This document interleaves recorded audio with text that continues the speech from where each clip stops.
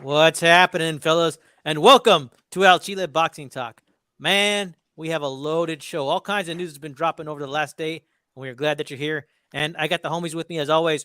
Nopal, Boxeanos, and George with Off the Ropes Boxing and MMA. And if you guys are interested, man, he's selling that merch, dude. You got to reach out, dude. Some nice stuff. But, dude, we're here to talk about a lot of news that dropped. Canelo's returning in May to potentially face Bivol in September. Looks like Tank versus Ryan Garcia is set. Teofimo versus Sandor Martin and Jaime Munguia is fighting this weekend. We got a loaded show. No ball, George. What's happening, fellas? Good evening, guys. How's everybody? How are What's you up, guys? bros? Man, I'm feeling good. I'm eager to talk about a lot of this stuff with you, homies. So, dude, I want to give a shout out to JC, who's first, as always. Welcome, brother. And Remy, who's in the house. And he says, Saludos. The narratives have already started. Canelo is ducking the winner of Benavides versus Plant because he wants a tune-up, then Bivol. Well, brother, that does not surprise me. I figured we'd hear some shit like that eventually. So we're going to get into it here. But yeah, man, let's talk about it. We got the big news. Saul Canelo Alvarez is back in May, the 5-time 4-division world champion. The current undisputed super middleweight champion is back in May. And here's what he had to say.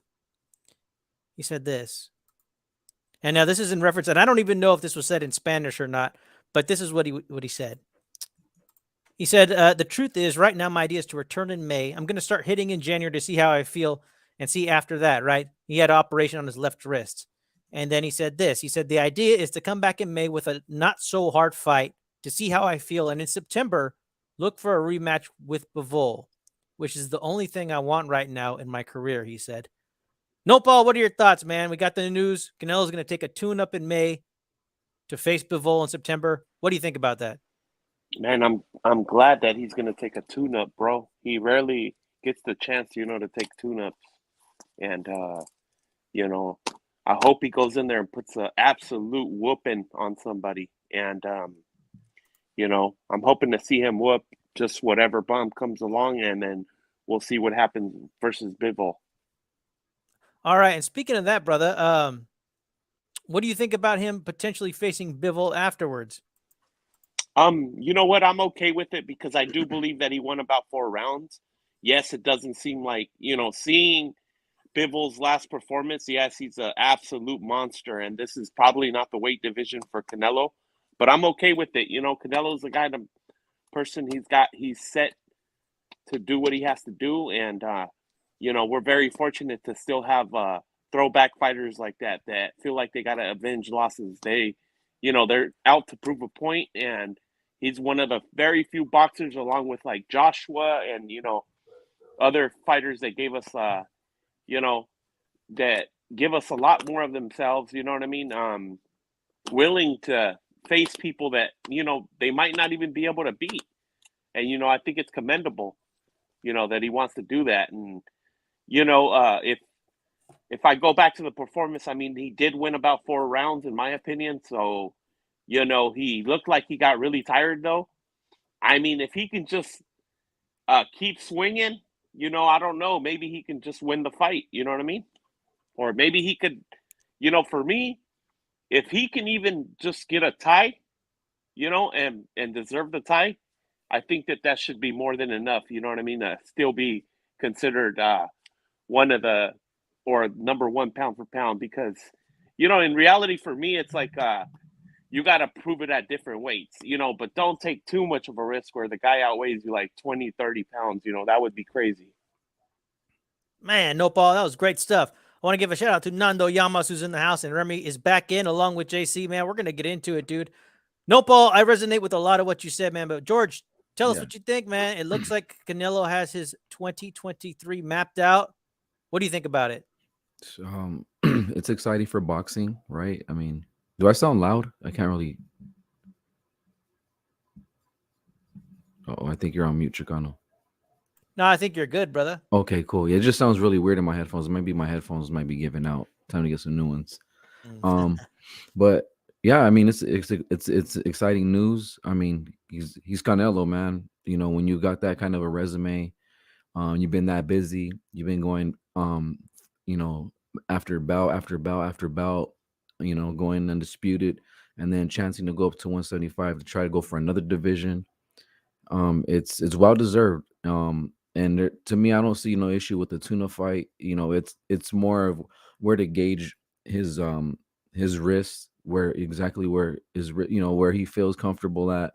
Obviously you don't want to jump into a fight right away of this, an opponent like Bivol. You know what I mean? You want to make sure that you're 100%, because who knows? We can say that he probably wasn't 100%. We know that injury, from what we understand, has been there. He's been busy, so this is enough. This is enough time to give him some rest, get a tune up in there. I've been seeing some pretty funny names thrown out there. I won't mention them yet, but I find it amusing, and I can agree with that. I'm happy for him, man. It's good anytime Canelo comes back for boxing. I mean, come on, like, if you don't believe that he's the face of boxing right now, I suggest you start, going behind another sport or picking up another sport. Or that's all I got to say. But as far as him coming back to fighting Bivol, did he say he wants to fight him at 175 or is it 160? There's no information. There's on no that information particular, yet, but he from just what I says he saw. wants to. Yeah. I got to give it to him, man. The dude's got balls if he wants to get back in there. You know what I mean? I thought it was a good fight for him in there, but I mean, I don't know. I think I got to give it to him. Not many guys would want to do this, especially coming up in weight the way he did against Bivol. And I agree with Nopal too. Like, if he can come away with this and get a draw. I mean, he was 2 rounds away from having a draw with Bivol. I thought I gave him about 3, and then like a swing round on the 4th round. But it's a dangerous fight. It's a dangerous fight, and I'm excited to see what happens. I'm more excited to see who his tune-up fight's going to be. Me too, man. Someone's about to get that bag. Hey, man, Canelo bait dog sweepstakes. coming in too.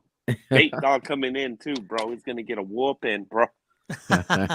Coming off an injury, right? Well, dude, he was hungry when he came back after that year off and he fought Callum Smith. Man, he fucking just devastated that dude, and he's walked him down. I think that he carried him personally. So, yeah, dude, I agree with a lot of what you guys had to say. Nopal, you're right, man. And I agree with you guys. I say 3 to 4 rounds, maybe 4 rounds. Like, people are acting like that fight was super one-sided. And Canelo did win some rounds. He won a lot of the early rounds, in my opinion. And he did lose some stamina towards the end.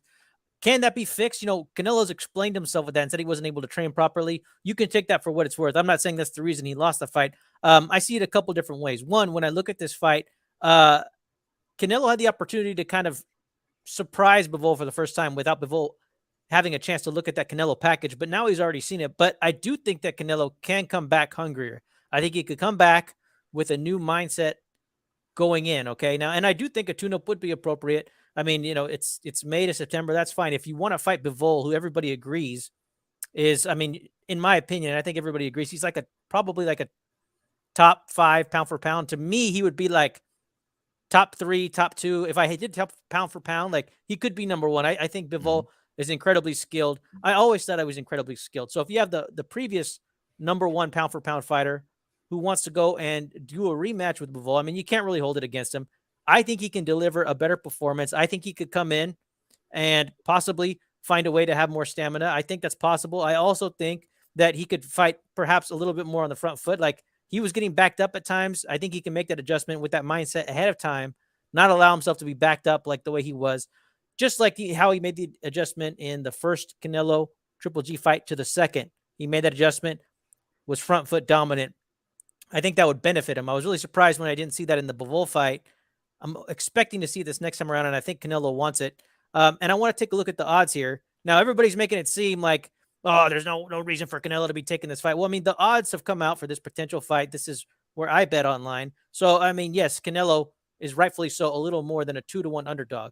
That makes sense to me. But if you look at these odds, they're not that wide. Everybody's making it seem like, oh, it's this foregone conclusion. Oh, what's the point? What's the point? Well, if there's no point, then I want to see people dropping some serious cash. Because if you could get odds like this and you're so certain Bivol's going to win, then this should be money in the bank. Yeah, and show us that betting slip, right? Show us the Don't betting just say slip, man. You know, don't like just say you're gonna bet. so many damn professionals, but nobody puts their money where their mouth is. Not that you would need to, but I mean, people are acting like this is some damn foregone conclusion. It's like he was previously the best fighter in the world. He's the face of boxing, extremely accomplished.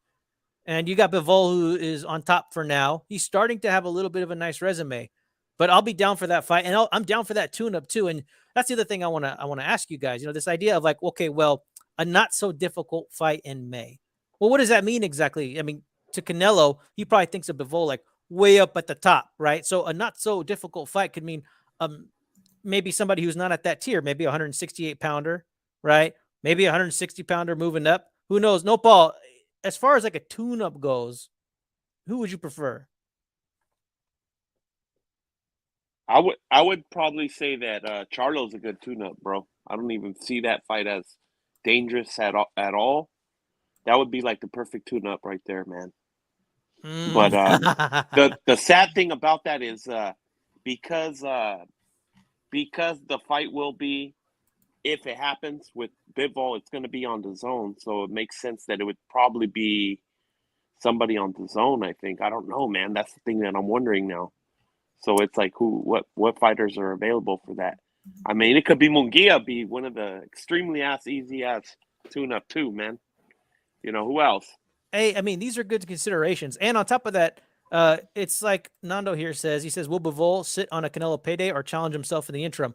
I mean, that's a good question. I mean, I assume that he's going to be on top come September of next year, but we don't know what Bivol's going to be doing. We don't know if he's going to chase undisputed. You know, like I have my doubts. Like I said, the money talks, right? That's what I think. Nando here says, lurking for certain. And yes, dude, there's a lot of emotional dudes out there still crying, JC. You know how it goes. Okay, and this is a good one here. Nando here says, it's going to be Ryder in the UK. Can't do it, tune up on pay-per-view. Well, okay, so we've heard from Nopal, and we're going to break down the potential opponents here in just a second. But, George, if you could choose what would be considered a tune-up for Canelo in May, who would you pick?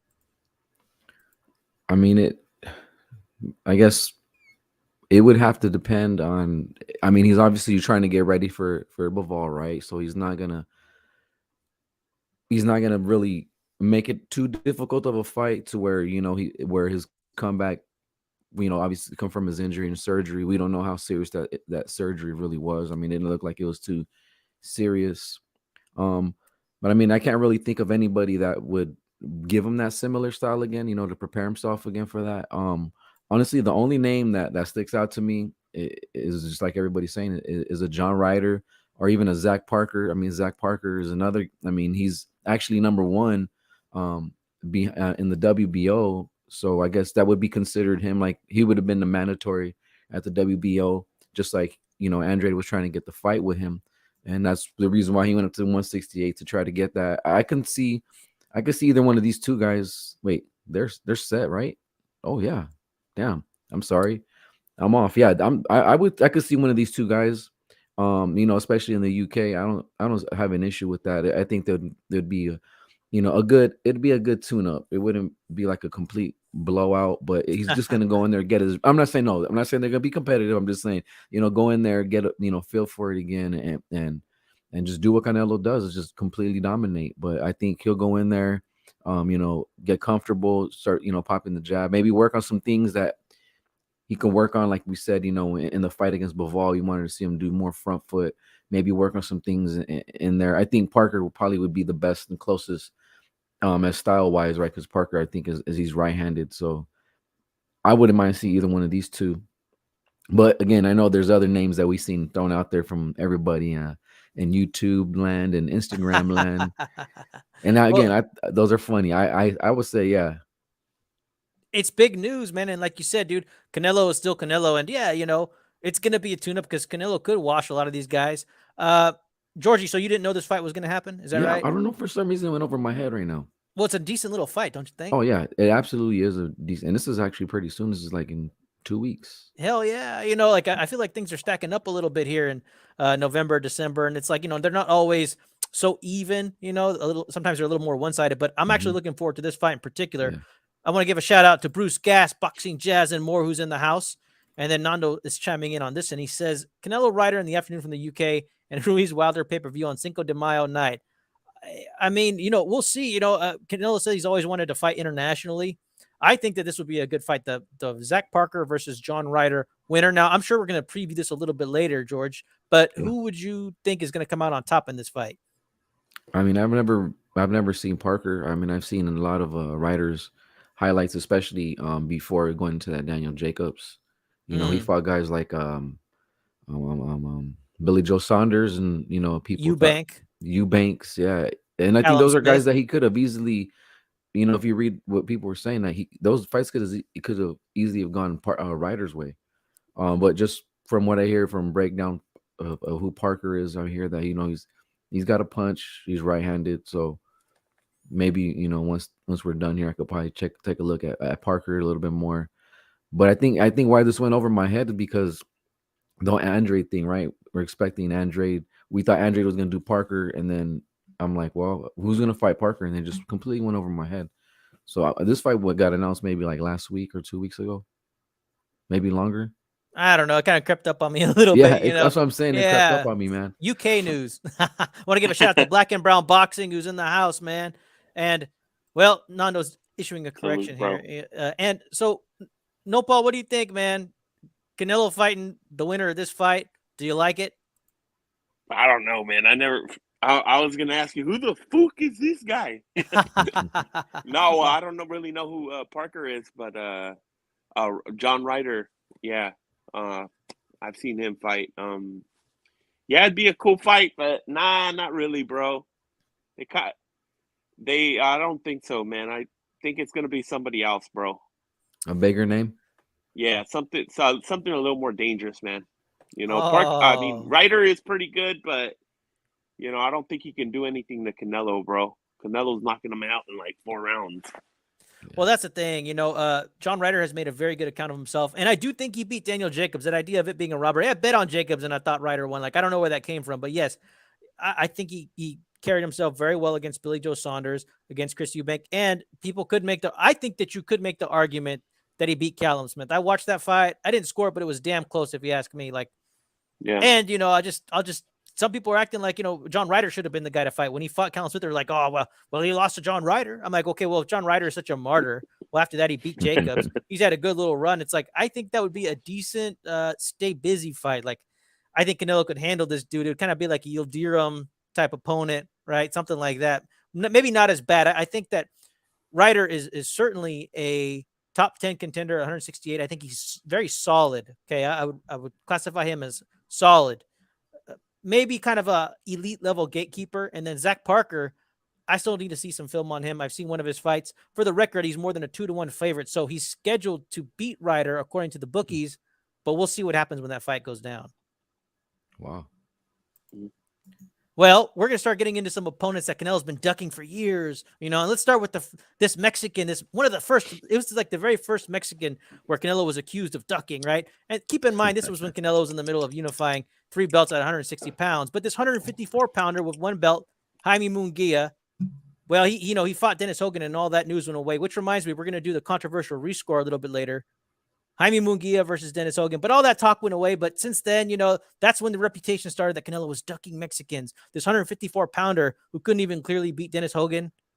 Some people might want this fight. Georgie, what do you think about this one? I mean, if you're going to, I like what Nopal said, though. They would, if Canelo gets a tune-up, it's going to be a tougher fight between Zach Parker and John Ryder. So, I mean, I think this would be the name. This would be the guy that, he doesn't want to fight Mexicans. Hypothetically, I think this would be a pretty solid fight. I don't know if it happens. That would completely blow my fucking mind if that shit was to happen. But of course, I got to lean in with Canelo on this, man. Yeah, dude. I mean, I think we're gonna lean on Canelo on most of these. That's just what I think. But my thing is like about potential, like, would it benefit Canelo? Like, I think that this would benefit Canelo in a lot of ways. Because like you guys said, yes, there's been this idea that Canelo ducked Jaime Munguia. Jaime Munguia is still undefeated. Plus, he's got a record to where, okay, well, you need to face somebody already. I don't like it when a fighter has like 40-something wins and you don't have much to show for it. Munguia used to be young and that used to let him get away with it, but he's getting older now. Now he's in his mid-20s. He's already had step up fights, and now he's reverting down to fighters that we don't even really know, fighting 10 rounders. It might be time to serve him up to Canelo, but there is some upside too. Not only is he a Mexican, he actually brings in a pretty decent crowd. Like, he's fairly popular, especially for being on a digital platform. Like, Munguia can draw a crowd. People know who Munguia is. He's fan friendly. He has one hell of a chin. Okay, that chin is really impressive, and I don't think he's going anywhere in that fight. Like, I think they're gonna have to bang it out, and that fight would excite me. Yeah, no, you're right. I mean, I get back to your question, would this benefit? Yeah, it would definitely. Oh yeah. Here's another guy Canelo's been ducking for years.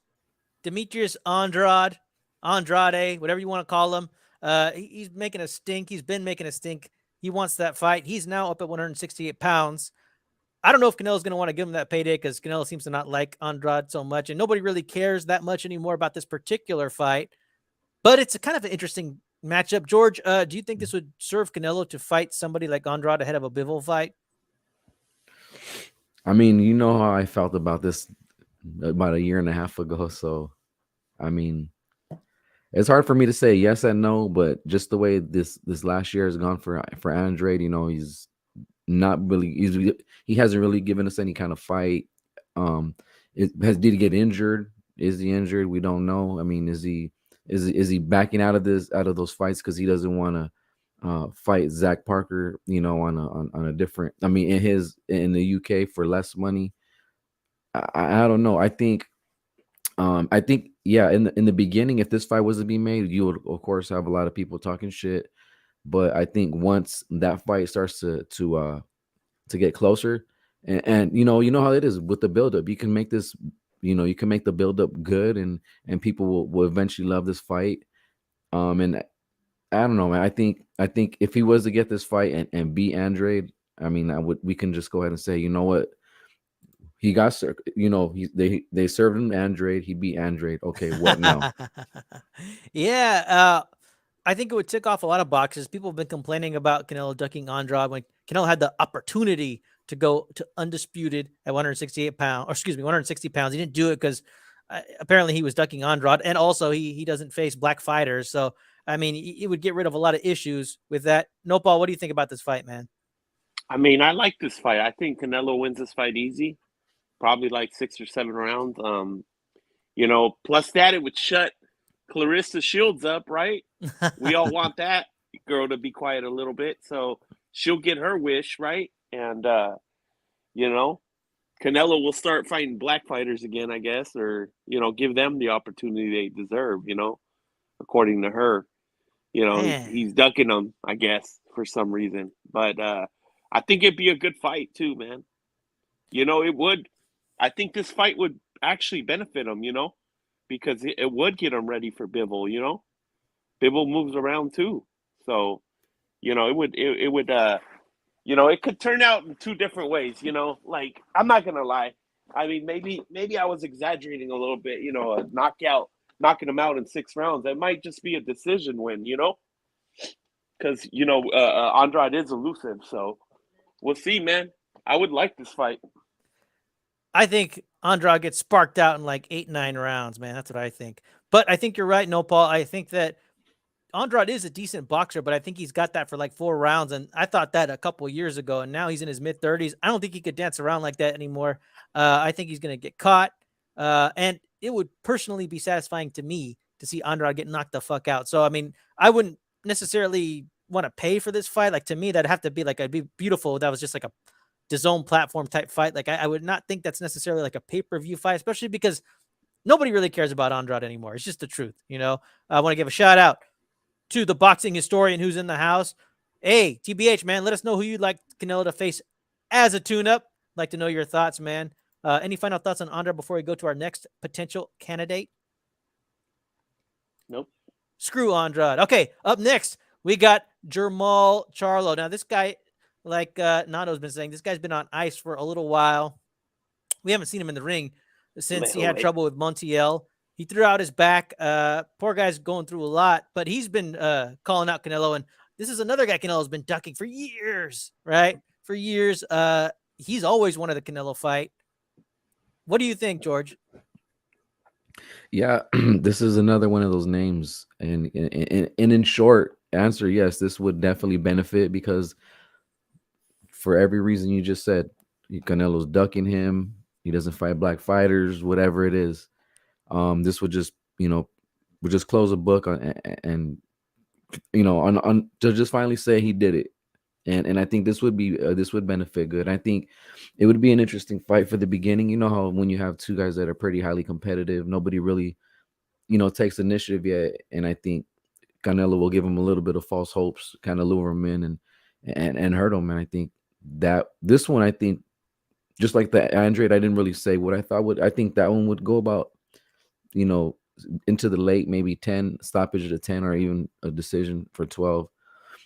This one, I think Canelo, the same thing. I would say this would be like kind of like a late fight, going to the 10th round, maybe like a stoppage or a decision. But the question is, would this benefit Canelo as a tuna fight? And I'm going to say yes, because of all the reasons why people have been asking for this fight, or why he's ducked. So yeah, this would just kind of shut everybody down, and he'd give the fans, and I think this would be satisfying for him too. Definitely. And on top of that, dude, I think that this could potentially be probably the biggest fight you can make as far as like pay-per-view numbers. I think Canelo versus Charlo would actually do quite well compared to some of the potential other opponents. Nopal, what do you think about this fight, man? Man, I agree with you guys both. Yeah, this would be a good fight and long time coming. Charlo did say that Canelo was ducking him, so there's a storyline there, and yeah, I It's love been this there for fight. a while. Jamal was the mandatory at 160, and he moved up out of fear, even though he never went back to middleweight. I mean, he went undisputed at super middleweight, but I mean, yeah, he was ducking all those guys at 160 pounds. One of them being Jamal Charlo. Yeah, dude. He's been on ice for way too long. I mean, I didn't think this would be much of a fight, anyways. I think Jamal Charlo is tailor made for Canelo. Canelo's just gonna wreck that body. Charlo's got nowhere to go, but I do think he has grit. I do think Jamal Charlo would bang it out, but I ultimately see Canelo knocking out Jamal Charlo and probably like within 10 rounds, and man, I don't know how you could go from being on ice for that long to facing Canelo. Like nothing could get him ready for something like that. But the Charlo name is popular, man. And the reason it's popular still is because of what his baby bro, born maybe like a minute after, right? Jermel Charlo's been taking care of some serious business. Now, I threw this one in because you know what? I think this fight is feasible. Georgie, what do you think about Jermel Charlo moving up 2 weight classes to possibly get the Canelo fight? I actually like this one better, and because Jermel showed what he can do. And not saying that I'm trying to, not that I'm trying to compare Canelo and Castano, but he showed up when it was time. It was a tough fight. He wanted that fight more. He was faced with adversity, and that to me it shows a lot of a person's character. And it made me, at the end of that fight, it made me respect Jermel more. He's one of the two Charlos is my favorite Charlo. I think this would be a crazy good fight. But again, Canelo would be able to handle this, would be able to handle Jermel, and I think it would be a damn good fight. And he's got the belts.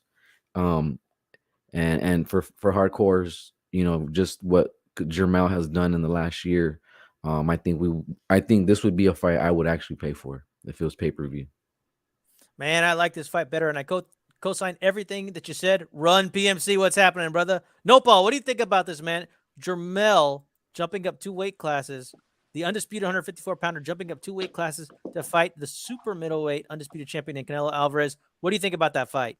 Man, I love it. I posed the question a long time ago. When Jermel was coming up and he was doing good. I was like, why should Canelo even fight Jermel? When Jermel's even better or whatever. So I do love this fight, and I think he is the better of the two brothers, and 168 wouldn't be that bad of weight jump. It would be very possible for him. We got to remember that PBC was offering Canelo to fight at a 164 catch weight with versus Errol Spence, who's welterweight. So I mean, what's 4 more pounds for somebody that's already at 7 pounds heavier than welterweight? You know what I mean? So that would be a great fight and not impossible to make. Yeah, it's like Jermel said, he would never duck a motherfucking Canelo, right? And I believe him. I think he would want that fight, and I'm sure he wants a payday. He's chased glory. The guy went undisputed, but okay, after he fights Zoo, right? I mean, what else can he do at 154 pounds? 160 pounds is kind of stagnant. I think he could definitely go there and collect some trinkets, and he could probably clean out this division that's getting thinner and thinner. But I mean, there's no excitement there anymore. I mean, we saw what happened with Janabek. The excitement. I mean, I never really bought into that excitement in the first place. But Triple G's getting older. I mean, there's not much there, but I mean, you could get a really big fight. You've already lost that L, so it doesn't matter. Like if you lose, no big deal. But I think stylistically, I think Jermel poses more problems to Canelo. Like I think Jermel does have grit and he can bang, but he can also move around. And on top of that, too, like once they get in the ring, he's gonna have that reach and height advantage that he could utilize. I'm not saying that Jermel's gonna win, but stylistically, I think this would be a very good fight for Canelo, and this is the right Charlo to fight. I think it would garner a lot of excitement. Actually, I mean, it might piss people off, but I also agree. Like, I don't always like big jumps in weight classes, and I do think that there are weight classes for a reason. But to me, like Jermel doing it, I don't really think it's that big of a deal. Yeah, no, absolutely. I think me sitting here listening, talking about it, and thinking about it, yeah, I wouldn't think this would be too big of a deal. I mean, he is a big guy. He's a big one, for his division. He's big, and I think at that division, like you said, is wearing thin. What is he going to do after he fights Sue? I was actually looking forward to hoping Fundora would give him some kind of competition, but just what we've seen with Fundora, I think he would do what Sergio Martinez did to Paul Williams. He would do that. I think in that fight, I think he would knock out Fundora like that. Yeah, based on what I saw, I would have to agree with you. And he wouldn't be ducking anybody if he went up and fought Canelo. That's for damn sure. No. Here's one that this is my dream fight. Just like back in the day, Pacquiao versus De La Hoya was the dream match. Like this is my dream match. Errol Spence versus Canelo. I'm going to paint the argument as why I think this fight's feasible, but I want to know from the homies, am I tripping? Georgie, what do you think about this potential fight? Errol Spence not being able to make the Crawford fight, moving up 3 weight classes to fight Saul Canelo Alvarez. And that would be absolutely fucking crazy. You know what? And the idea of it isn't like too far fetched. Like that could, like, let's just say realistically, if Errol Spence was to go on this run, he could probably get that fight like in the next 2 years. But for it to happen right away, I mean, shit, it would be absolutely fucking crazy. And I think like Errol Spence being the competitor that he is, like I think he would try everything he could, to try to put that weight on the right way and try to make it competitive. But it would kind of be I think it would be kind of at a disadvantage, just because, I'm sure he walks around at that weight naturally 168, but walking around at that weight and fighting and being competitive at that weight to have, your stamina and your gas tank would be 2 different things. But that would be crazy. That would completely blow my mind if this fight happened. All right. Nopal, what do you think about this fight, man? Damn, bro, you're tired of Spence living, huh? I mean, what do you want to get the guy killed or what? Yeah, well, I'll tell you this, bro. Like, I think what would happen is what's supposed to happen. I think Canelo would ultimately spark out Spence. But you know what? I like this fight, dude, because you know what? Like, I think Spence is, first off, they both started at 147 pounds, okay? Spence wants to fight. He said he's willing to fight Canelo. Canelo said, hey, I'm here to make big fights. What do you think, Nopal? I mean, is this fight, is just not even worth entertaining? I don't think so, man. I don't think it's worth entertaining. I think that, the best weight for Errol Spence would probably be 160. 168, I believe, is just too much for him. I don't think that he has I don't think that he's sturdy enough for that weight. I think that he gets knocked out by multiple guys at 168, bro. He's just, I don't think, he looks really good pounding on really small guys at 147, but it's not going to look like that once he starts fighting the bigger dudes, in my opinion. Well, trust me, like I said, I think the Canelo would spark him out. Nando here says that he's going to challenge Spence tomorrow night to possibly looks like a drinking contest. Good luck with that one, man. I feel like Spence will go until he's stupid and can't talk clearly, right? So, I mean, Nando, I hope you have a high threshold there, my friend.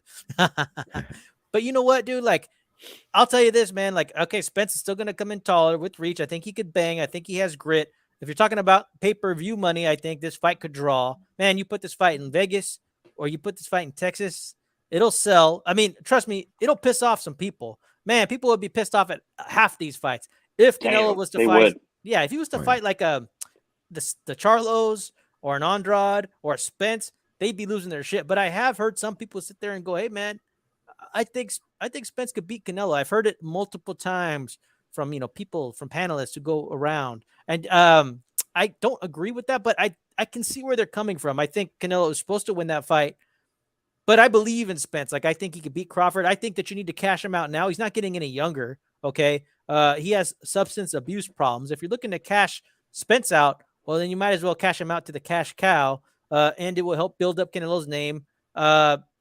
Spence could get off if he takes a loss. Well, he's supposed to lose. No biggie there, right? I mean, Spence entertained Mikey Garcia, who came up 2 weight classes, and I think 135 to 147, that's a big jump, okay? 147 to 168, that's a big jump too, but they're both big jumps. Yeah. Yeah, true. That's true. I didn't Very think true. about that. Yeah, man, you got me thinking even more now. Yeah, why not? I mean, maybe Spence sees something. You never know, man. They all You do, never don't they? know. All right, is there anybody here that I didn't mention that you guys think Canelo could possibly face? I think those are pretty, for me at least. I think when it comes to, again, those are tune-up, right? I mean, Yeah, when we'll we see think who of gets the tune-up, we bag. don't. Yeah, when we hear tune-up, we don't think of these kind of fighters. Like, no disrespect to them, but What man, about Jake Paul, man? that's that the would piss fight. some people One off. Oh round. yeah. Hey, he called him out, right? He called him out, shut him up. Oh, yeah, that's a good point. Well, we'll see what happens, man. And here's the other thing, too. Like, nothing is set in stone in general.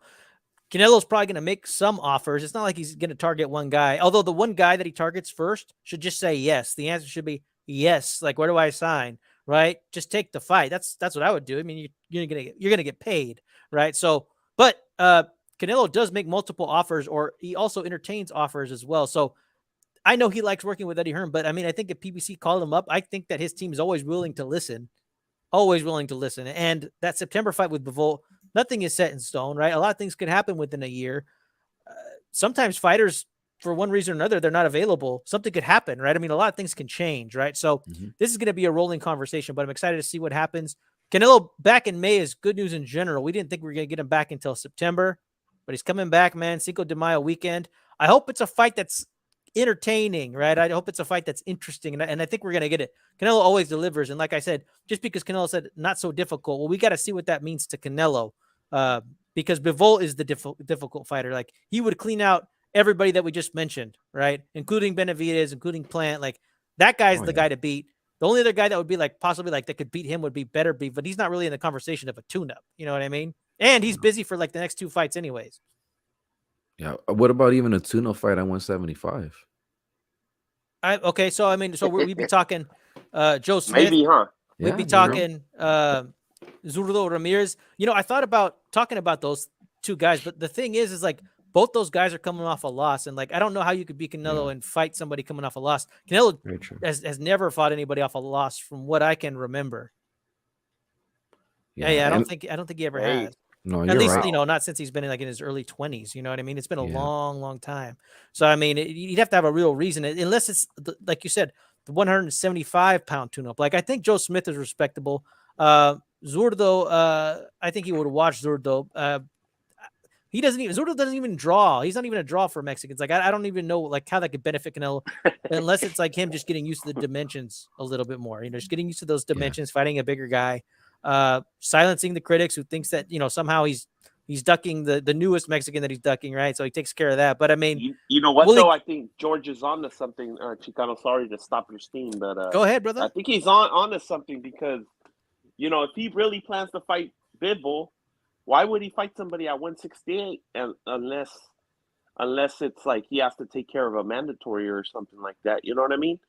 But it only makes sense that if he really wants to fight Bivol next, he's gonna fight, get that tune-up at 175. So I think that George is on to something. I just threw it out there. I mean, right now I'm looking at boxing scene right now, and like I think if you want to give like a decent name, and those are the only 2 names that I'm seeing that would be reasonable.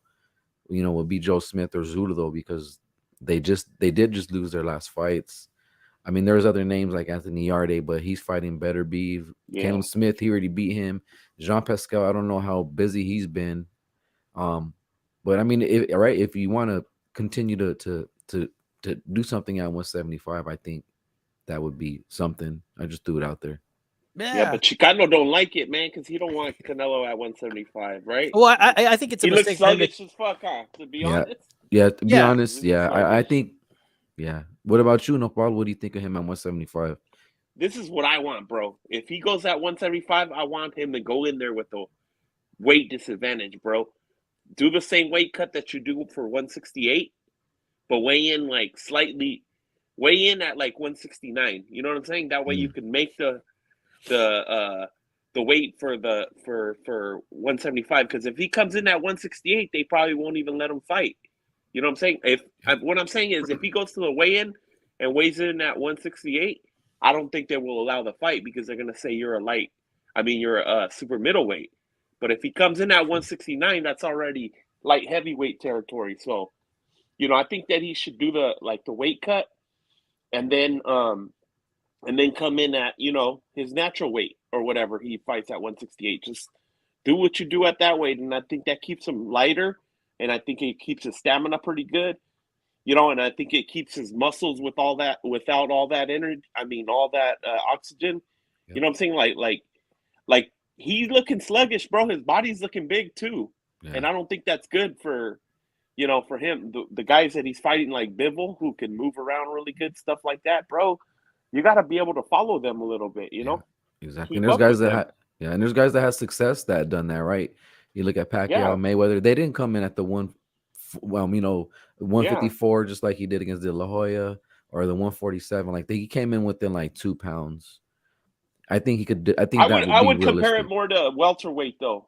They wouldn't fully blow up to 147 at the weigh-in. They'd be like, even Marquez did that. Yeah. They'd be like 142, 143, something like that. Exactly. Because they walk around at like welterweight, bro. When they're fully hydrated and just eating normally, them dudes weight, that's their natural weight. It's like 146. So, I think that like that. But the thing with the weights, when you mentioned that, when they fought at 154, those were all catch weights. So, okay. It's kind of hard to say. It's not like Canelo's going to tell Bivol, let's do a catch weight now, which a lot of people are assuming that Canelo, or a lot of people for some reason are saying that Canelo might tell him to go to 168, but which I don't really think that he would do that, Well, Bivol said himself that he's willing to go to 168. He said, I can make that weight. I mean, they've entertained that conversation before.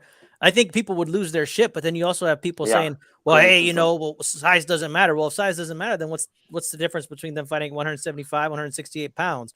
Although, like you said, I don't like Canelo at 175 pounds in general. Like, I think that me neither. If Canelo decides, being the supreme boxer that he is, right, an all-time great, if he thinks that he wants to go in and try it again, I mean, that's on him. I can't say like, oh, it's a bad idea.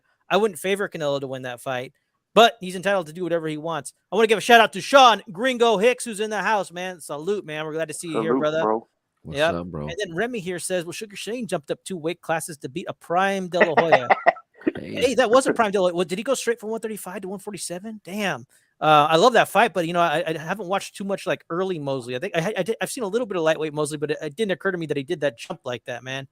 That's interesting. And then Remy poses the question, will Heyman agree to joint fight Canelo Charlo? Seriously, Spence couldn't KO Mikey Garcia. That is true. He couldn't KO Mikey Garcia, but Mikey Garcia was just kind of in survival mode a little bit. I mean, he couldn't KO him, and it hasn't been man down or, for a while, but I'm entertaining that fight. I don't know what to tell you, man. I like that fight. Hey, he just knocked out, well, he didn't knock out Ugas, but he KO'd Ugas, right? Yeah, he broke his face. He broke his face, dude. You know what I'm saying? Shit. Well, we'll see what happens, man. It's still very early. It's not even December yet, but I kind of like announcements. We're starting to get a lot of announcements. Speaking of announcements, we got a big announcement that dropped today. It looks like Tank Davis versus Ryan Garcia is set, but you know the rules. We don't talk about Ryan Garcia unless we talk about somebody who's on his hit list. I know we ain't had a conversation in a minute, but you know what they say, if it ain't broken, don't fix it. It's clearly not broken, it's just so unfinished. I feel like my new bitch was just your apprentice and we just got into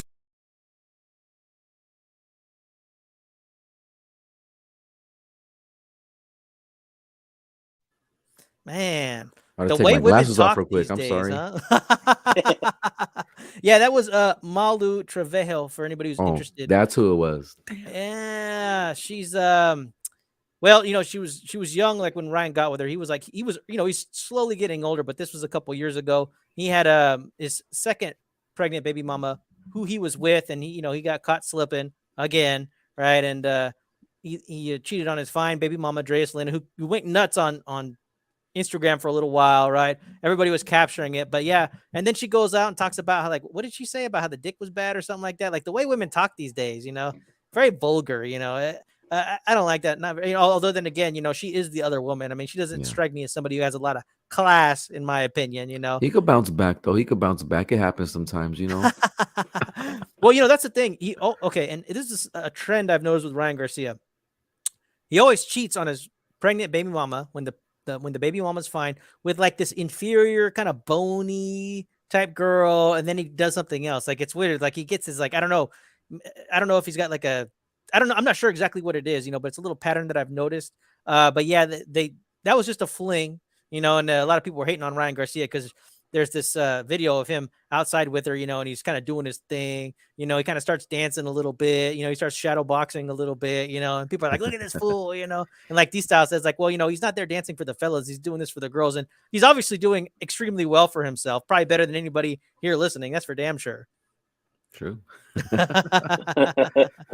But that's old news, and now I'm starting to run out of people on the hit list, so I might have to circle back around. We'll see, but I mean, I'll continue to do my research. Like I said, it gives me an excuse to follow these young ladies who are in their early 20s. I like recycled videos. Yeah, dude, we'll keep it going. We'll keep it going. Remy here has some more information. She's a pothead, love it.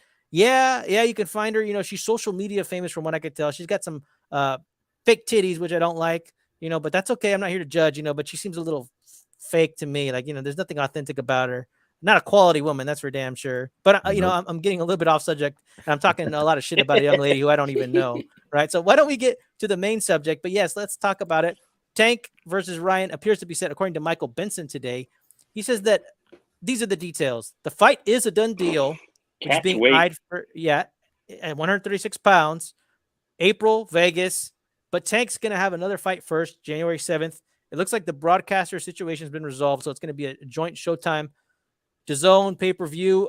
Georgie, what do you think about this news? Do you think that this fight is actually on? I mean, do you take this as like, yes, this fight's happening? Like, where's your excitement level on this fight? I mean, the way boxing has been going. I mean, I'm 50-50 with it. I'll just put it that way. Like, the exciting boxing fan side of me is jumping for joy on the inside if you can't see it. And then the realistic side of me is kind of like, well, I believe it once these guys walk in the ring and the referee gives instructions, they touch gloves and bell rings. So that's where I'm at with it. I'm 50-50. I mean, just if you can go back to that slider quick, Chicano, where like with the, all the the fight deal, eyed for April, catch weight, those are positives, right? Those are positives because those are kind of like the big things on why these fights never get made, because they can never agree on they can never agree on where they're gonna have it, what weight, and to me, like I said, those are the positives about it. And I didn't know this part about Tank having a fight in January and then eyed for April, so makes me wonder who his opponent is going to be in January. But if this is legit, I'm with it.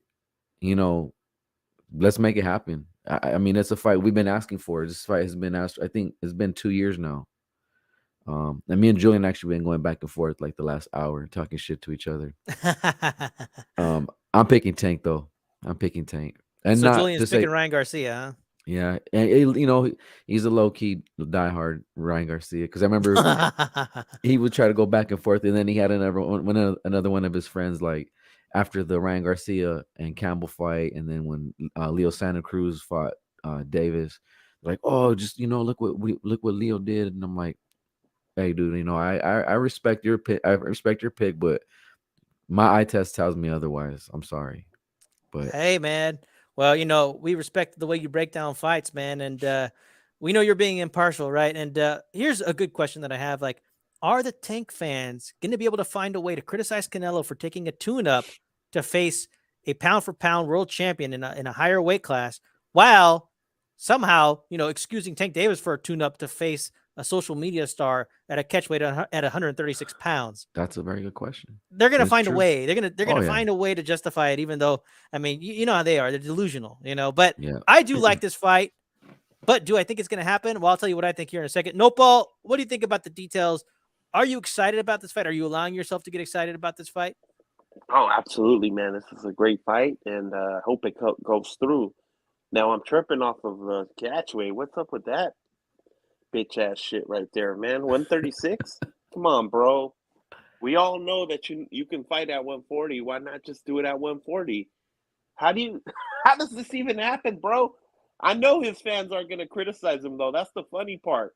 And then the other thing I wanted to say is, it's saying it's going to be a joint venture, which some experts said that would never happen, supposedly. They've been arguing for weeks and weeks on Twitter saying that would never happen, bro.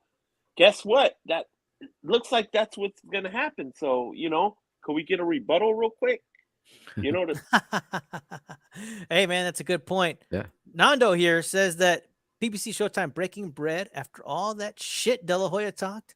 They must be in trouble. Yeah, dude, all of a sudden, I think PBC is starting to deliver a little bit. I mean, tanked with TMT, but it's the same thing, right? And it's kind of surprising. All of a sudden, we're starting to get all these fights, It felt like we weren't getting any fights, and all of a sudden, we get Benavidez versus Caleb Plant.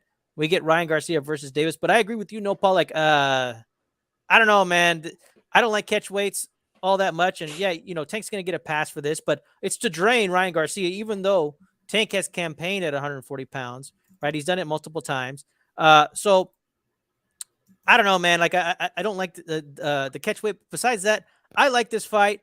I've always said, and here's the thing, Georgie, I totally agree with you. When in regards to that Leo Santa Cruz fight, some people are under the impression that like Leo Santa Cruz was holding his own, but I mean, I think that Davis was just kind of eating those punches like it was nothing to set up his shot, right? Yeah. I mean, it wasn't. I mean, Tank was getting tagged a little bit, but to me, like they were inconsequential to what Davis's plan was, which was to walk Leo Santa Cruz down and ultimately just knock him out, which he did, right? I mean, nobody's clamoring for a rematch, even though some people think Leo Santa Cruz did fairly well early on. I don't see it that way. So yeah, man, I totally agree with you there. But if you look at somebody like Ryan Garcia, I mean, he's got better dimensions. He's taller, he's bigger, he's longer, he's faster. I think he's got a better left hand. I think he's got possibly a better chin than Leo Santa Cruz. Like if I had to have one of these guys like take some flush shots from Tank Davis, I would say it would be Ryan Garcia. On top of that too, I think Ryan Garcia believes he can win this fight. I think he's got some swagger, and stylistically, like I always thought that Ryan Garcia might do all right in this fight in particular. Like I think Tank Davis is very skilled, but he's a little guy. Like he's not that big. I mean, there's a reason he's draining Ryan Garcia in this fight. I'm not saying I'm picking Ryan Garcia. Like I'd have to analyze it a bit more, and I kind of want Tank to win, in a way maybe. But then again, I'd be happy either way. Like it's hard to root for Ryan Garcia, because he's a pretty boy, and he's out there doing his thing, modeling and showing up wherever the fuck he shows up, showing and his damn abs off. Yeah, he gets the bitches, and nobody likes that, right? So I mean, it's kind of hard to be like a Ryan Garcia fan. I've never really taken him all that seriously as a boxer. Like I just take him for what he's worth. But I mean, I think he has made a good account of himself. I think that Luke Campbell win was pretty good. I think he's got a lot of flaws, but I mean, I think that he could possibly land that left hook on Tank Davis. Nopal, do you think this fight, and for the record, Tank Davis is a 2-1 favorite, right? So pretty tight odds. They're not that wide. Nopal, do you think Ryan Garcia has a decent chance in this fight? I don't know, man. That catch weight, bro. We know that his last fight was 140, and he looked really good. But yeah, that's the only one. That's the only fight he had at 140, though. Yeah, he's a campaign. Didn't they make it 140 though because he couldn't make the 135? Yeah, and that was like halfway through, right? Or was that against the other guy? We're talking about Ryan Garcia. Yeah, Ryan Garcia. Yeah, if I remember correctly, it was the opponent who wanted the higher weight, and then Ryan obliged him. If I remember right. If I remember right. But afterwards, he did say like, I'm willing to fight Tank Davis. Yeah, but I'm not going back. I'm not going back. Like, yes, it will be a struggle for him. Bad sign, man. To fight it. Well, this is at 136 pounds. So it's like, he gets 1 pound. But I mean, this is, I don't know, man. It's It's like you might as well make it 140 or 135. Like it's such 136. You know, I mean, and the thing is, like, Tank's not even fighting like a top fighter. He's fighting Ryan Garcia. You know, like, when's he going to face like a top fighter? He's doing a tune-up to face Garcia.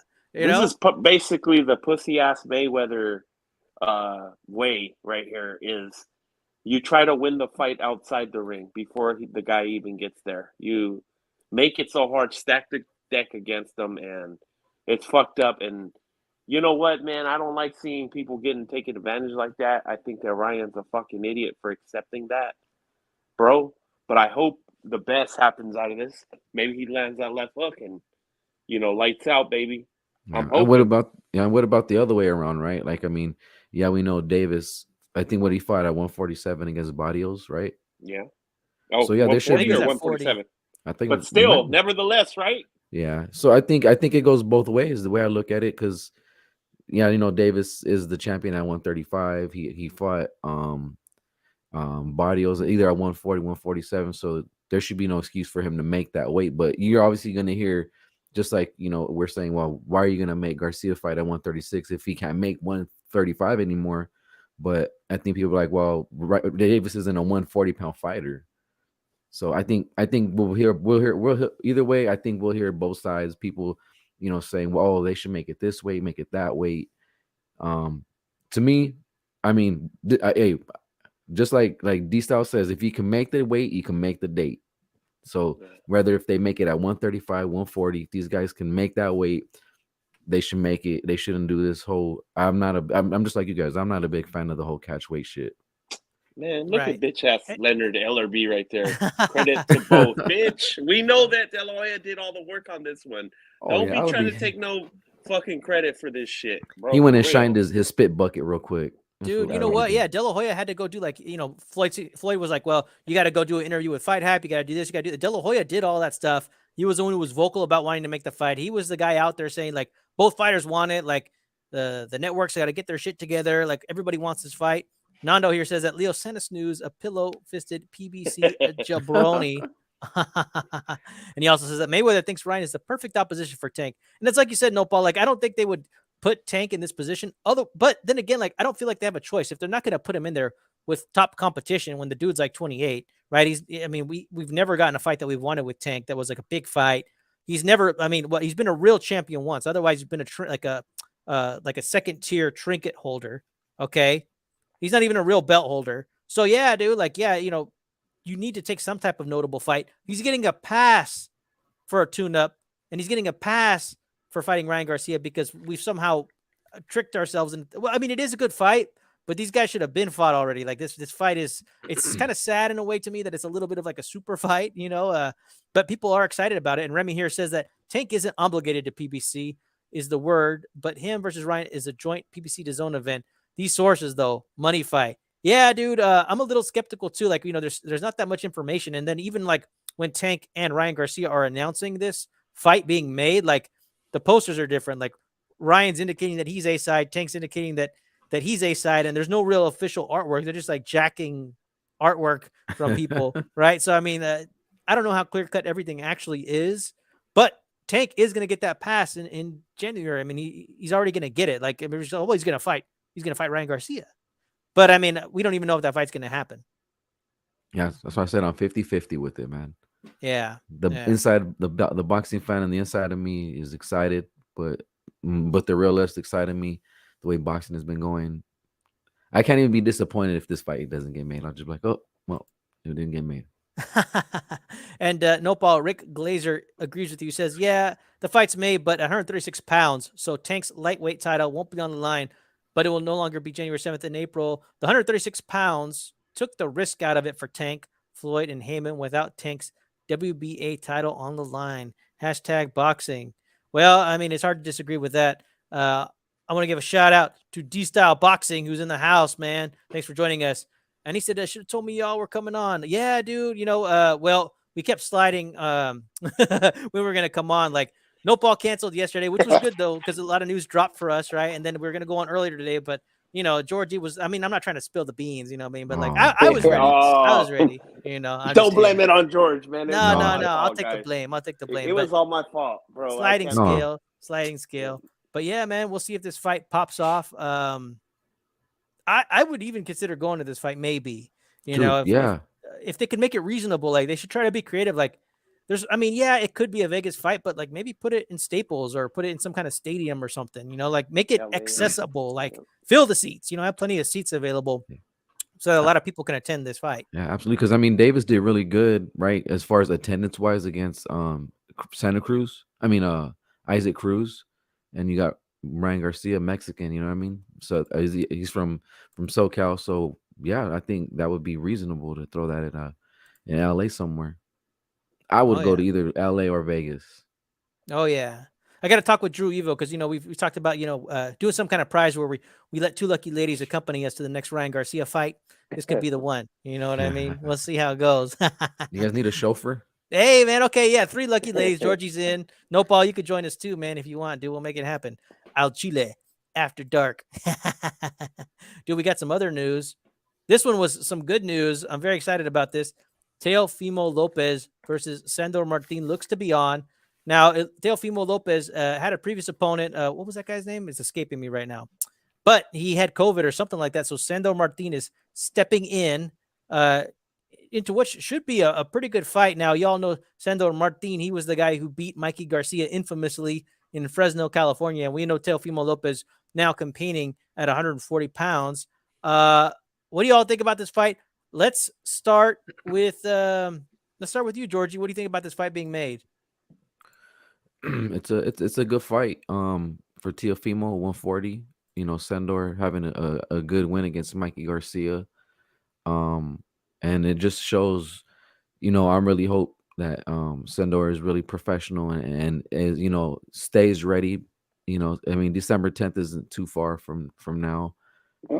So it's a good fight. You know, Martin has a good win against Mikey Garcia. This is Teofimo's second fight at 140. I think, to me, yeah, I would have loved to see him against Pedraza because everybody knows Pedraza. But you know, Sandor Martin, you know, he can disrupt that whole thing just like he did against Mikey Garcia, and it wouldn't surprise me. But a good fight. I'm looking forward to this one. Either one of these two guys is a good competitor for Teofimo's comeback. Is that what he called? Is that his new phrase right now? The comeback instead of like is it maybe what like was don't it, call the it a remake comeback? or something? What was it before? Takeover? The takeover. The takeover. The retakeover. Huh? The retakeover. Redo. Oh, yeah, dude. You know, even though he's got a win under his belt at 140 pounds, it's you know, just the way we're joking, you could tell like Teofimo doesn't really have that buzz that he used to have. Not anymore. He's got to earn it back. It looks like. No, Paul, what do you think, man? Teofimo Lopez versus Sandor Martin. I'm tripping, bro, because I'm like he's gonna fight one of his paisans from Spain. Hey, well, you know, this will be the second time, you know, for those who don't know, Sandor Martin, he's from Spain, but, you know, Mikey Garcia's real name is Mikey Garcia Cortez, you know, but he professionally goes by Garcia. He's just got some of that Spanish blood, you know, the father bloodline's gone down, you know, but nobody wants to talk about that. You know what I mean? That's okay. We don't have to go there. And I'm trying not to get sidetracked. I told myself I wouldn't talk that much about Mikey Garcia. No, Paul, you were saying, brother, go ahead, man. Go ahead. Right. I was just saying, I mean, I think it's a great, I didn't even know who the fuck was the other guy, you know what I mean, that he was going to fight. But I definitely know who Sandor Martin is. He's the guy that beat what's his name? Mikey Garcia. So, Puro you pinche. know, Puro pinche Mikey, you know, so I guess it's going to be Puro pinche Teofimo Lopez now.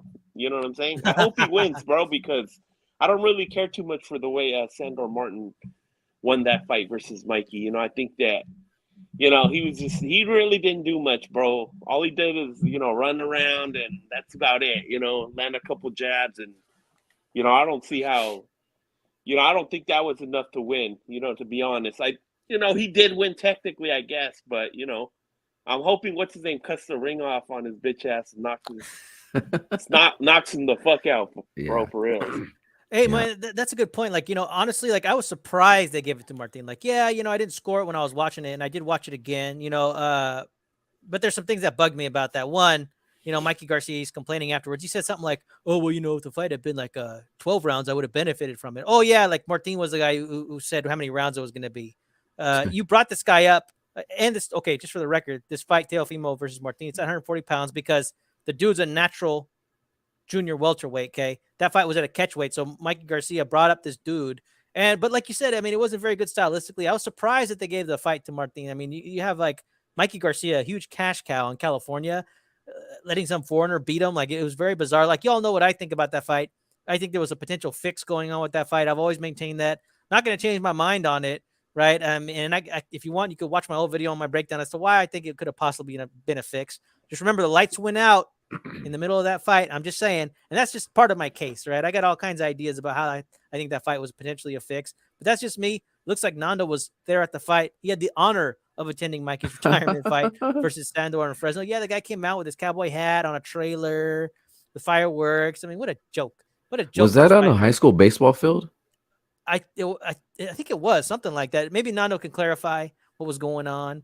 I remember hearing people say like, "Oh, Mikey Garcia, like he wasn't ready for the fight." I'm like, well, what do you mean he made the weight? Like, how else do you think he was preparing for the fight other than training for it? How are you going to get in fighting shape, right? And not be ready to go? Like the whole thing was weird, but he did do the right thing. He took the dive and then he quietly ritered the way he should have. Okay, so Nando here says that it was in some shitty minor league baseball stadium. But I do expect Teofimo Lopez to beat Sandor Martin. I don't think Martin's anything special. I think he's kind of like this, pity pat, kind of run around type dude. Teofimo should be able to blast this guy out if he could catch him. Nopal, you make a good point. Can Teofimo Lopez cut off the ring? I think that he can on somebody like Martin. Like, he was just, like I said, something was weird about Mikey Garcia in that fight because he had Sandor Martin in position many times, just was not able to land punches for some damn reason. I think Teofimo is going to spark this dude out. That's what I think. It should be relatively easy too. Although, if you look at the height differential, so I think Teofimo Lopez is what, like, he's like 5'6", 5'7". He's not very tall. No, he's not. Yeah. So, I mean, it looks here like Martin's got a little bit of height on Mikey, who's like probably slightly taller than Teofimo. So, dimension wise, well, then again, Teofimo, he's going to have to get used to that in general. At 140 pounds, most of the guys are going to be taller and longer than he is. Yeah. I'm excited for Teofimo's comeback. I've always been a fan of Teofimo. Me too, man. I've been a fan. I was on the train early. I thought he did all right against Kambosos, to be honest with you. I mean, a lot of people were talking like it was a wash. Like, I think he held his own in that fight. He did lose, but I'm excited to see where Teofimo goes. Remy here says that Al Chile After Dark is what will be happening after this. Teofimo KOs him. Yeah, man, we'll be talking about all that stuff. You know it, man. But yeah, dude, we'll see, dude. Look at this dude. I mean, this guy's meant to get washed, man. Fucking guy. You see, I saw somebody post that Teofimo dropped like a documentary, I think, on YouTube. Did he? Yeah, I thought I saw that earlier, or I don't know where he put it, but I don't remember who put that out, but I saw it either yesterday or today that Teofimo was going to drop like a documentary or something. I don't know. I'll look into it later. I mean, he's got an interesting life, and I do think he's a supreme fighter, really good athlete. Run PMC's made some observations about his potential, like, punching power. He's using certain types of gloves. Can his wrists hold up, or his hands? That's a good question, but I mean, I think he's very powerful. He's very exciting. And he's active. I think he might be in the mix for another fight, maybe in the summertime after he gets this fight out of the way. Like, it's coming up very quickly, which I really like about that. And it's going to be for free. We don't have to pay for this fight. Teofimo Lopez is still one of my favorite fighters. I'm still rooting for him. That's all I got to say. Sometimes I give him a little bit of a hard time, but it's just out of love. You know what I mean? That's all. I know what you mean, bro. Me too. Yeah, it's a Mexican thing. It's like a cariño when you give a hard time to somebody that you like. Kind of like how we bust Drew Evo's chops, like that. You know what I mean? we don't really do that though, huh? Nah, not too bad. Not too bad. He's the man. But we have some interesting coverage here that we're going to give you all in regards to this weekend. Actually, might not be that much coverage at all. We were going to talk about Jaime Munguia versus Coria, and then after this, we're going to do an official rescore. Did Jaime Munguia get a gift decision against Dennis Hogan? But first, I want to know if you guys have even heard of this Coria dude. They actually had a a press conference today. It was like their final press conference. So let's talk about it, man. Georgie, do you know much about this Coria guy? Honestly, I was gonna tell myself to actually Bullshit. look up some stuff. Yeah, to bullshit. Yeah. No, I mean I don't know too much. I looked earlier. I'm actually looking really quick right now, and he did fight somebody pretty well known, but I mean it's not the fight everybody's asking for, right? I mean, look at he's going into his 40th fight. He's not even 30 years old. It's time to put up, give us some tough fights. Yeah, I can't even look it up right now. But anyways, I mean, I got a stay busy fight. I think is done for that. I know. Looking at Remy's comment there with the Genebek thing, me and my uncle were going back and forth on that too. I was taking Genebek, and then after that fight happened, he was texting me, and I didn't answer him. I still haven't answered my uncle, so that would be an interesting fight between Genebek and Munguia. But it should be another showcase. I mean, how many more showcases can we get from Munguia? Oh man, dude, that's a good question. Dude, check this out. Okay, so these are the odds right here, right? Munguia, right, is a minus 10,000 favorite. Okay, I mean, it's rare that you see this many zeros on a betting line for real. That means that you have to bet $500 to win $5. Okay, that's how wide these odds are. That's crazy to me. Absolutely insane. Nopal, what do you think, man? Are you excited about this fight this weekend? Didn't you say that he's fighting? Is he fighting this Coria guy? Yeah, he's fighting him this weekend, brother. Oh, really? I don't even know who the hell this dude is. Damn. I thought you were saying that the dude pulled out. Oh, that was on the other fight, huh? Yeah. That was with Sandor Martin, huh?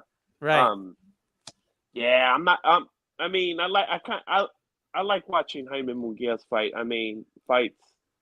He goes in there and blasts dude out. So I think he's gonna go in there and straight up annihilate this dude. But I mean, I do want him to fight better guys. But we'll see what happens, man. If I have time, I'll watch this. Oh, I actually looked it up. You know who he actually did fight was Genebek. Uh-oh. Yeah, well, there you go. I mean, if Genebek knocked him out, that's okay. I mean, this, like Nando says, it looks like here it's a bonus show for the subs. I kind of like, if it's a one-sided fight, like in November, December, I'm okay with it. Like, I don't really expect too many big fights. And yes, it is kind of stay busy, but Munguia is not a young man anymore. Like, he used to have a past, even though he's a former world champion, but he used to have this past because he was really young and super active. But like, once you start getting in that 40+ wins column, you got to start fighting real names.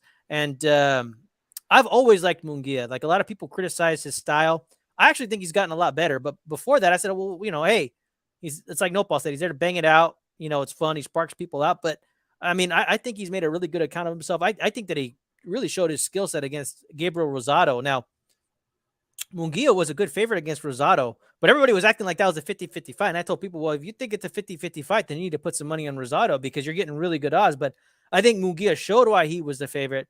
I thought his head movement was real good. His defense was real good.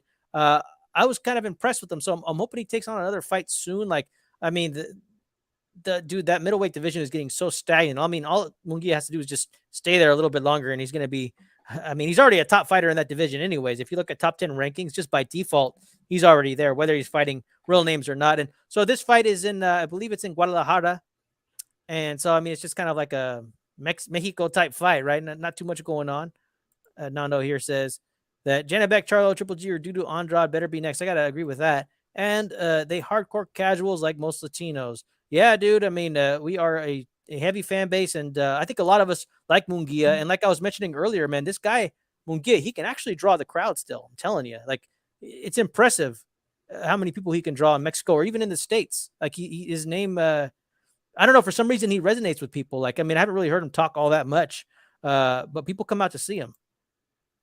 He's got his famous shades on too, huh? He's always wearing his shades. That's right. Yeah. Pre-fight, yeah.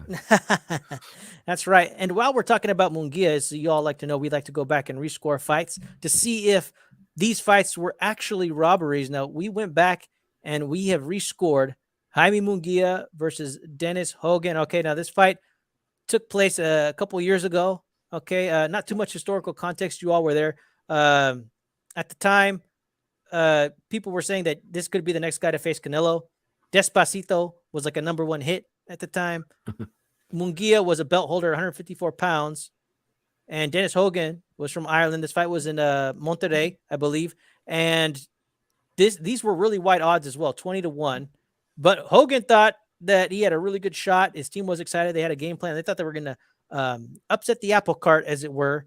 And after this fight, a lot of people cried robbery. They did, and all that talk about Munguia facing Canelo in a way. But everybody just kind of moved on, and, people have kind of forgotten about this fight. Probably wasn't the most entertaining fight. That's probably one of the reasons. But we went back and rescored it for your benefit, right? To see if Munguia is truly undefeated. Was this fight a robbery? Let's start with Nopal Boxellanos. Nopal, thank you so much for taking the time to score this boring-ass fight. Well, I don't want to put words in your mouth. Did you think this fight was entertaining, and who'd you have winning? And do you think it is a robbery? Hell nah, I didn't think it was entertaining. Do I think it was robbery? Not really, because Dennis Hogan ain't really nobody. Not a good reason, huh, guys? But I knew Nopal was going to go that way. Sorry. Something told me he was going to say Hogan's no a robbery. bum, so nah, I don't think it was. I think it was more like a draw because he ain't really that famous or whatever. Plus that the way he fights, you can't give him too much. But yes, I do. But in reality, I mean, being honest about it, I think that Hogan did win this fight. I gave him rounds 1 and 2. I gave him rounds 1, 2, 4, 9. I mean 1, 2, 4, 8, 9, 10, and 11. So I thought that it was 115, 113 Hogan. But, Okay, but I wasn't too surprised that he didn't. I mean that they still gave it to Munguia. Well, given I circumstances. wasn't surprised either, right? And Nano here says that Hogan won, but barely. Okay, so Nopal, for clarification, you think Hogan won the fight, but not a robbery? Not a robbery because he's a bum. So, is that a reason? Nah. I guess it was a robbery, bro. I mean, because you see the. I mean, he won by like 2 rounds. So, hey man, if I gotta go technically by the numbers, I guess it was a robbery, bro. Bro, you know what? I'm not putting any pressure on you, man. If you think it was not a robbery because Hogan was a bum, well then you say so, baby. It's up to you, man. All right, let's keep that one because I like the ring of that one, bro. All right. Hogan was a bum, no robbery. Georgie, what do you think, man? Did you like this fight? Probably not. But who'd you have winning, and do you declare it to be a robbery? Because he's a bum. Scrub, man. It wasn't that bad of a fight. I watched it earlier because we rescored it. I had myself like, oh shit, it was back and forth. Both guys had their moments. And right off the bat, I'm gonna say, I had Hogan winning as well. I think me and Nopal had almost about the same amount of rounds. I had 1, 2, 4, 5, 8, 10, and 11. Is that what you had too, Nopal? I think that's what he had. I thought I heard him say that. Yeah, because you were reading, I was like, oh shit, I'm hitting a lot of numbers. 1, 2, 4, 8 to 11. Yep. Yeah. So what's that? 6. What's that? 1, 2, 3, 4, 5, 6, 7 rounds. 7 to 5. Yeah, 7-5 exactly. And then Munguia 3, 6, 7, 9, and 12. As far as robbery, I do miss us going back to. I do miss us going back to scoring some of these fights if they're robberies or not. And I still kind of go based off how these fights were. And I'm not saying a robbery either, and not because he's a bum. Was a bum. You know what? Yeah. There's a level, bro, where you got to do a little more, right? For people to actually say that it's a robbery, you have to try to do just a little more, bro. And there's just that element where you're like, you didn't try that much, Hogan, so don't even cry about it. No, you're absolutely right. And I think that was gonna be my answer. Is like if Hogan could have displayed a little bit more, like if it was just a little more cleaner and maybe won like one more round, I would have to edge this over to it being a robbery, even though regardless if Hogan was a bum or not. I'm trying to be fair, I think when I watched this and then I looked back at some of the last fights that Munguia had before Hogan, like Munguia fell in love with his power, and I think that's what he was doing in this one. Is he was too much looking for that one power shot He's fighting in Mexico. You know, I mean, Hogan was there to be hit. Hogan did get hit, but he was also there not to roll over. Like, he was not intimidated at all, and he came to try to win. And I you know, I feel like he won. It could have been a draw. I think I had maybe 2 swing rounds. So, you know, to be fair, if you turn those other 2 rounds into a swing rounds into Munguia's favor, like, you get a draw. But I'm not gonna say, for me, it's not a robbery. You know, Hogan won this. Hogan won, but not a robbery. Not a robbery. I love how like you guys are having to like explain yourselves. Hey, bro, but It's been a while. you guys had Felix Sturm beating what's his name? De La Hoya. He right? did beat De La He did. Hoya, bro. Nah, bro. I don't know Hey, what you were no- watching, No How Ball. come you guys I don't know. didn't say that then? No, It Paul, wasn't you've a been holding robbery on to then, that one for a while, Sturm huh? is the It's just, I mean, bro, all I can say is like when I heard you go like, nah, De La Hoya won that fight, calling in, I'm just like, wow, I don't know, man. I don't know. Like, I guess we just view fights differently. Like, and I wanted De La Hoya to win that fight. Sturm beat him. He beat him clean, in my opinion. And we certified that one as a robbery, no, Paul. You know what I mean? Like, I think bro. De La Hoya was in there like, you know, like he was shooting away shots everywhere, bro. Body, face, everywhere. for I like the think he- first 3 rounds. Most of it was getting hit on the elbows, and you know, Sturm had a good Well, high that's guard. That's what Bivol did to Canelo, and everybody still gave him the rounds, right? I don't think he landed a lot of shots, did he? Well, no, I mean Canelo had a really, really good defense. But I mean Canelo wasn't landing that much on Bivol, and Bivol was landing. I mean, but I mean, I guess I could see some of the parallels you're talking about a little Now bit. you're gonna make me go rewatch both fights. But as I'm far as telling going you, back to Deloy this, did pretty good, bro.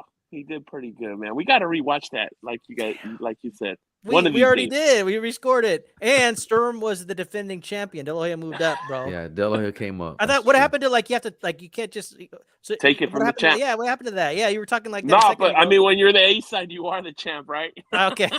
Oh shit. man, that's all right. That's all right. Okay, so in regards to this fight, so it looks like it's going to be classified as not a robbery. I had this fight 9 rounds to 3 for Dennis Hogan. I gave Hogan rounds 1, 2, 3, 4, 6, 8, 10, and 11. Although I thought that you could give Munguia possibly round 4. I think that you could also give him round 8 as well as round 11, which would make it a draw. But I had it 9-3 for Hogan. But No I- robbery, yeah, because he's a bum. well, you know, I'm glad that you guys, you know, made the decision for me because like I That- didn't like necessarily saying that it was a robbery, but I'm trying to be like objective and impartial. And it's like, but you know what? I didn't care much for Dennis Hogan's style too. So much pity pat shit, you know, like bouncing around, pat, and then running around. Like, you know, I like to see engagement, you know, and like I said, there's some type of tangible value when you're outside of the pocket. If you're not engaging, right, and you're not there to box, right? In my opinion, if you're not there to fight, well, then it counts against you somehow. And if you're in Mexico fighting Jaime Munguia and you're over there just trying to sneak away with a win, like it's not going to happen. I would have classified this one though as a robbery, but I didn't feel good about it. And some of those rounds were close, man, because it was just an awful fight stylistically. Like, I do think Munguia has improved a lot though. When I watched that fight, I'm like, wow, you know, Munguia is not the same fighter. On top of that, too, like I didn't care for his game plan or the way he was kind of like approaching Dennis Hogan. Like, I don't know, man. There was something off about Munguia.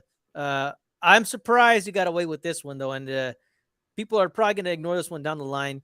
But I mean, this was Hogan's time to shine. He was in his mid-30s. He had a chance. He had a chance to fight Charlo for the strap, right, at 160 pounds, and he got that fight because, hey, you know, you got robbed against Munguia, so this is a legit opponent, right? But Charlo did spark out Hogan, and that was the story of Hogan. You know, yeah, you could say maybe he won the fight, but robbery. I'm glad you guys said it, so I didn't have to. So yeah, we're gonna classify this one as not a robbery, right? And these guys have explained themselves. And you know what? Morales wasn't in his corner either. I think this is after this fight. I feel like Morales came in. Right. This was Robert Alcazar, De La Hoya's original trainer. Yeah, I think after that they parted ways, and he's been with Eric Morales ever since. But you know, I've always kind of had a soft spot for Robert Alcazar. You know, he did a good job with Valero. I don't know like whose fault it was, or maybe they just weren't compatible. I don't know. Munguia's style was all messed up. The way he was approaching this fight was very bizarre to me. Like I said, I feel like he fell in love with his power, and I think Alcazar probably just saw that. It was like, he's gonna go in there, he's gonna spark you out with 2 shots. But definitely big improvement. I definitely like the, and you know what, with this improvement, there should be no reason why he shouldn't be fighting better opposition. Right. I'm And telling at you. that division.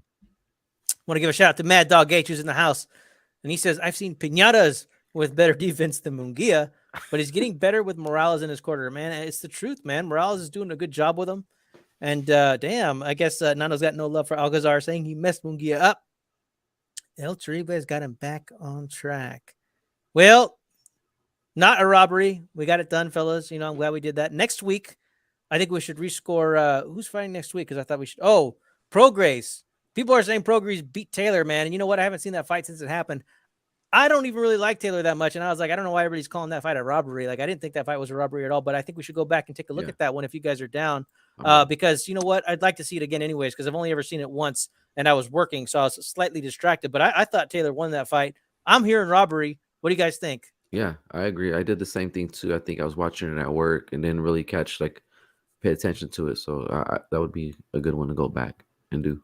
Who'd you have winning the fight, if you recall? Damn. I mean, I like Prograis. I feel like just what I seen, I feel like Taylor edged it out, and Prograis, did good too. Yeah, But, no, it was a good fight for sure. And for some reason, everybody really likes to like Prograis. Like I'm indifferent towards it, but he's got like this like hardcore, like, oh, Prograis. You know what I mean? I don't know what it is.